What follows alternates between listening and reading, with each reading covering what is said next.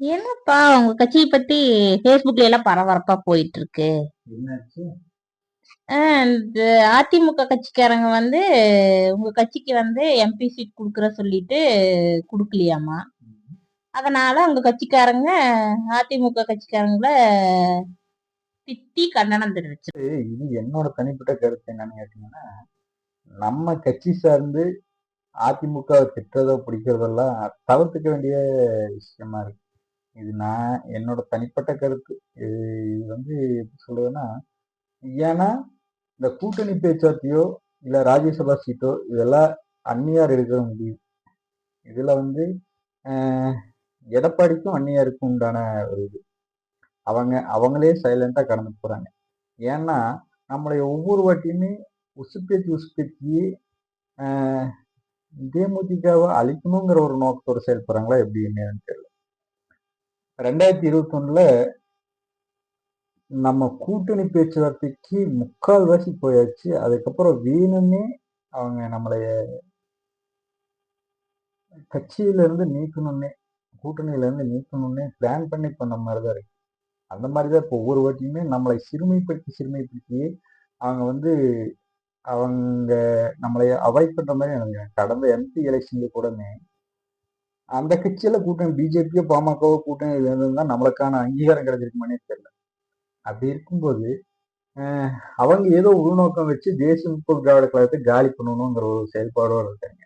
அதுக்கு நாமளும் இடம் அளிக்கிற மாதிரி தான் அது இருக்கு. இப்போ நம்ம ஈக்குவலா சண்டை போட்டு நீயா நானா அப்படிங்கிறது பாயோட தனியாக ஒரு முடிவுக்கு வருவாங்க. அவங்க ஒவ்வொரு பிரஸ் மீட்லையும் சொல்றது அதுதான். நாங்க பேசுன உண்மைதான். எம்பி எலெக்ஷன்லயே எங்களுக்கான ராஜ்யசபா சீட்டு ஒன்று கன்ஃபார்மும் உறுதியாக கொடுக்கறதா சொன்னதும் உண்மைதான் அப்படின்னு சொல்றாங்க. அந்நியார் இப்ப சொல்லல. கிட்டத்தட்ட எம்பி எலெக்ஷன் டைம்லயே கூட்டணி பேச்சுவார்த்தை நடக்கும்போது அந்த சீட்டு ஒரு எம்பி ராஜ்யசபா சீட்டு கொடுக்கறதா எடப்பாடி வாக்குறுதி கொடுத்திருக்காருன்னு சொன்னது உண்மைதான். அப்படி கொடுக்கலன்னு எடப்பாடி சொல்லியிருந்தா கூடமே அன்னைக்கே கூட வந்து சொல்லியிருக்கலாமே. அந்நியார் சொன்னப்பவே நாங்க அப்படியெல்லாம் அந்த ஒரு உறுதிமொழியும் கொடுக்கலையே அப்படின்னு சொல்லிட்டு எடப்பாடி சொல்லியிருந்திருக்கலாமே. அவர் அப்பெல்லாம் பேசாம இருந்துட்டு இப்ப சொல்றாரு. தேமுதிகவை அப்படியே கொஞ்சமா அவாய்ட் பண்ணி அழிக்கிறதுக்கு உண்டான வேலை. அதுக்கான ஒரு நம்மளை உசுப்பி விட்டா நம்ம என்ன ஆகுங்கிறது எப்படி சொல்றது, இந்த ஆக்ரோஷம் கோபம் எல்லாமே தேசிய முற்போக்கு திராவிட கழகத்துக்கு அப்படியே கூடவே பிறந்தது மாதிரி. அதுவே நம்மளுக்கு பலமும் பலவீனமாகவும் அமையுது. அதனால இந்த கூட்டணி பேச்சுவார்த்தையோ எம்பி சீட்டு பத்தினோ இதெல்லாம் அந்நியார் பார்த்துக்கோங்க. நம்ம கட்சிக்காரங்க அவங்கள திட்டுறதோ இதெல்லாம் எப்படி சொல்றது, நாளைக்கே ஒரு எதிர்பாராத விதமா அதிமுகவும் நாமளும் கூட்டணிங்கிற மாதிரி அமைஞ்சிச்சுன்னா அப்ப நம்ம போய் அவங்கள பார்க்கணும் பிடிக்கணும். இப்போ ஒரே பகுதியில இருந்து நம்ம மாற்றி மாற்றி பேஸ்புக்லயும் வாட்ஸ்அப்லயும் சண்டை போட்டிருப்போம். நாளைக்கு அவங்கள போய் ரிசீவ் பண்றதுக்கெல்லாம் கொஞ்சம் கஷ்டமா இருக்கும். இன்னொன்று என்னன்னு கேட்டீங்கன்னா, என்னை பொறுத்தளவு 2024 எம்பி எலெக்ஷன்லயே எடப்பாடி பழனிசாமிக்கு பழைய மாதிரி ஒரு ஏடிஎம்கே கிரவுண்ட் ஒர்க் இருக்கான்னு தெரியல. இங்க இங்கெல்லாம் நிறைய இடங்கள்ல கிளையில 2 ஆளு 1 ஆளு அந்த மாதிரிதான் இருந்தாங்க. இது அவருக்கு தெரியுமா தெரியலன்னு தெரியும். மேக்சிமம் தெரிஞ்சிருக்கும். அவர் என்ன இங்க பாமகவும் பிஜேபியும் கூட இருந்தா போதுங்கிற மாதிரி இருக்காரு என்னமோ தெரியல. ஆனா அன்னைக்கு இருந்த சூழ்நிலையில பிஜேபி மட்டும்தான் ஓட்டை பிரிச்சு.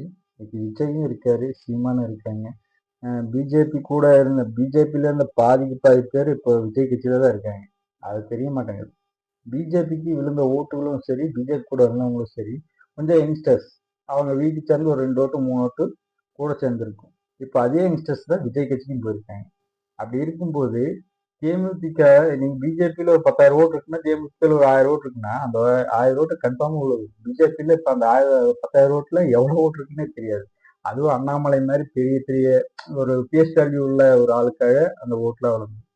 அப்படி இருக்கும்போது அது கிரவுண்ட் ஒர்க் என்னன்னு தெரியும், கிரவுண்ட்ல என்ன நிலைமைன்னு தெரியும். தேமுதிகவே இவர் அவாய்ட் பண்ண மாட்டாருன்னு நினைக்கிறேன். அப்படி இருக்கும்போது இந்த ராஜ்யசபா சீட்ல அந்நியார் முடிவு பண்ணிட்டாங்க. நம்ம இதுல பேஸ்புக்ல திட்டியோ வாட்ஸ்அப்ல திட்டியோ அது நமக்கு தேவையில்லாத ஒரு இது. அதனால அதை தவிர்க்கிறது நல்லது. நன்றி, வணக்கம்.